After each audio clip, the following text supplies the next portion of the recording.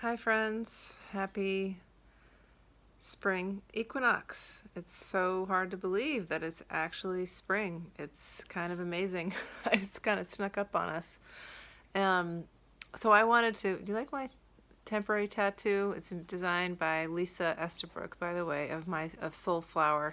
This is a sunflower which brings confidence and standing tall and um, just exuding light. So I thought that was perfect. And hey, my earrings match.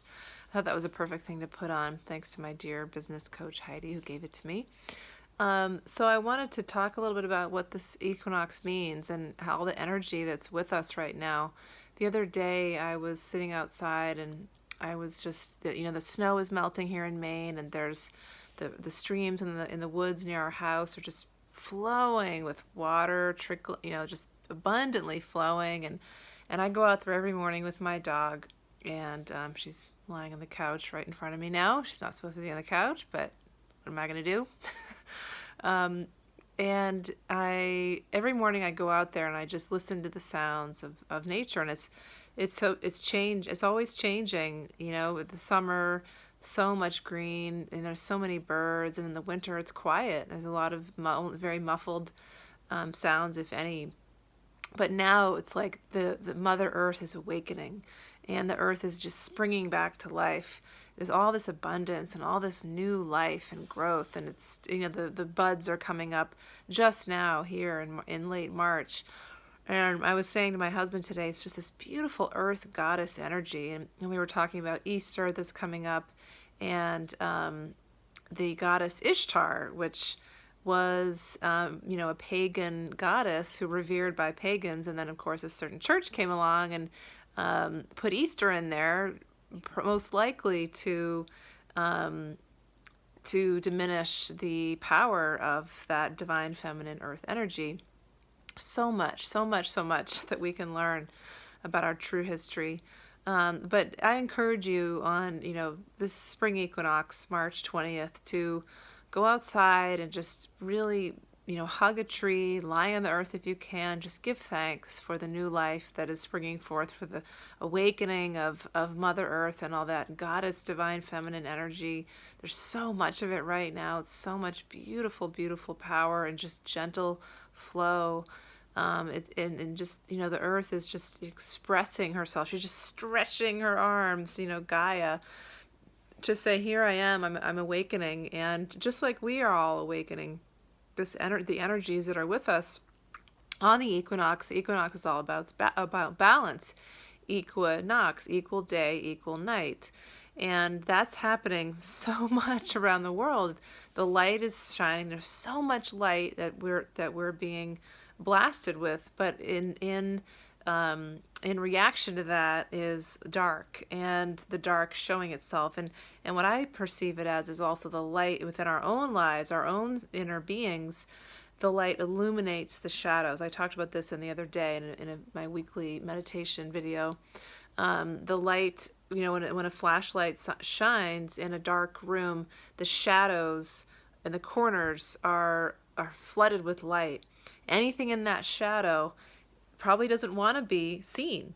And that's the case for our inner, all the stuff that we kind of want to avoid, the things that are our own triggers and traumas. And so if you're, it's as above, so below, right? As within, so without. So what the things that we're experiencing in our own lives, maybe, something happens or somebody says something and you feel this really strong emotion, often it's a negative emotion. That's a place to explore. That's shadow. That's where we can begin that opening into the shadow work. What is this? What is this? Why am I feeling this strong emotion around this? What is there for me to learn? Just asking those questions. What am I not seeing? A lot of it's past life related. I did a lot of work in my Akashic records today in meditation, just connecting with different people, family members in past lives, and really having understanding of the relationships there and the patterns that I'm working to break and the lessons I'm working on learning. Can't we can't force other people to work on their lessons. We can only do our own inner work. But that's what this energy is about: is the shadows being seen and coming out of the darkness, and allowing. And when they come out of the darkness, then they can be transmuted into light. And you know, I think it's important to remember that the shadow, you know, we don't want to do that. We don't want to do this work often. It's like, I don't want to deal with this thing. We just push it away. We avoid it. We come up with reasons, you know, why somebody's doing something to us, or I'm just, you know, we're going to go binge watch next Netflix or just drink some wine or do whatever we can to avoid dealing with it because it doesn't feel good. We're taught not to feel, not to allow in things that don't feel good. But if you can allow yourself just to sit with that for a moment, sit with that, what is this? What's going on? Just getting curious. What's happening here? What am I meant to be learning? What am I not seeing? And it's not bad. You know, it's not always, doesn't need to be bad or feel bad. In fact, it can be like give you a really new perspective. Like you can have a revelation. Oh, that's what it is. I didn't see that before. When we're in our ego states, we're not able to see. When we're in fight or flight, we're not able to see really the higher perspective. So I encourage everybody, and I do this myself, to just quiet your mind, go into meditation, bring in light, ask your divine guides, angels, whoever, to help you see what really is happening, to help you come from a higher perspective. And in the meantime, you know, so while we're doing this inner work, this is how we awaken. This is how we disengage from the 3D matrix, which is showing itself all kinds of distractions right now, right? Not to say it's not real, but it's designed to create fear.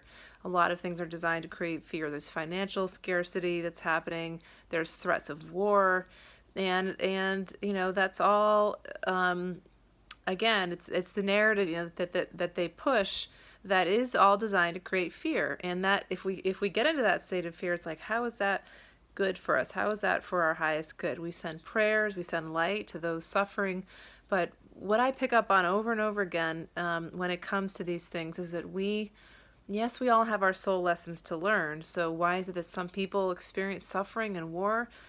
As heartbreaking as it is, maybe their souls chose to go through this experience at some level. A lot of people don't understand that concept, but it doesn't mean anybody deserved it or asked for it or, you know, did something wrong. But life is all about balance and understanding, and we choose, I believe, and I see this in the Akashic Records, we choose different experiences below our conscious awareness to learn from, as heartbreaking as that is to hear, you know. And then I think, so, you know, if it's in our soul contract, it's going to happen whether we can worry about it or not, but it's going to happen anyway if it's in our soul contract.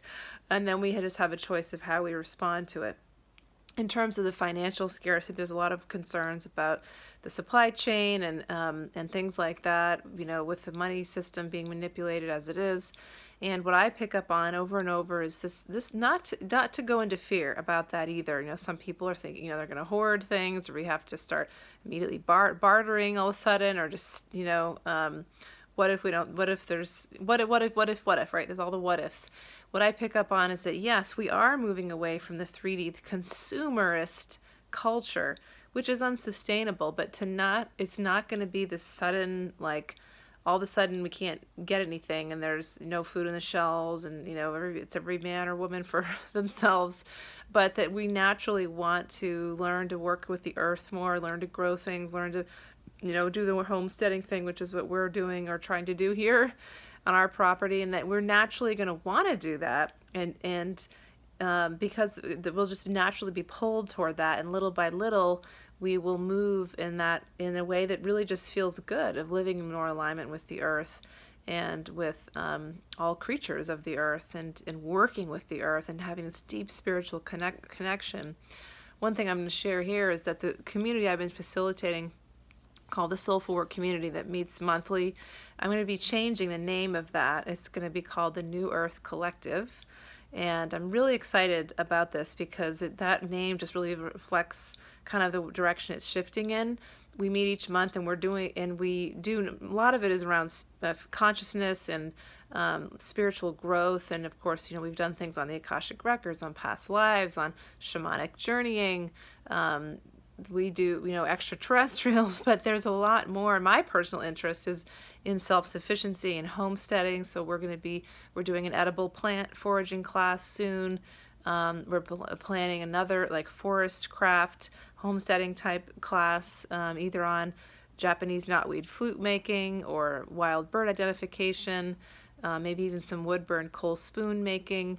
So a lot of different things to help us, that will help each of us connect more deeply with the earth from a spiritual perspective. So stay tuned for more details to come on that community. We're doing a medicine wheel ceremony this month. We're doing some sacred mandala painting. And these are, of course, in-person gatherings, but I'm going to be doing virtual ones as well every month. I'm going to be facilitating a interpret your dreams gathering, virtual, and then coming up with some other virtual gatherings, probably some mantra intonations to really work with the vibration of sound in our voices through mantras. So stay tuned for that. The New Earth Collective, we meet twice a month, once virtual, once in person. A lot of resources I share on that, and I'll put the link in here if you want to just learn about it. Right now it's called the Soulful Work Community, but I'm just same vibe, but with a new name. So keep the faith, keep connecting inward, go in with light. Oh, I almost forgot. Tomorrow, or whenever you got this, it might be today, which is going to be on Sunday, March 20th. I'm going to be doing a live streamed meditation for the spring equinox at 11:33 a.m. Eastern Standard Time is when the equinox is, but I'm going to begin at 11:15, and before 11:15, if you want to join, gather some items from your yard or from the woods or whatever natural setting you have that you can use to make a little mandala, like a stone or a leaf, or if you have any flowers, gather a flower.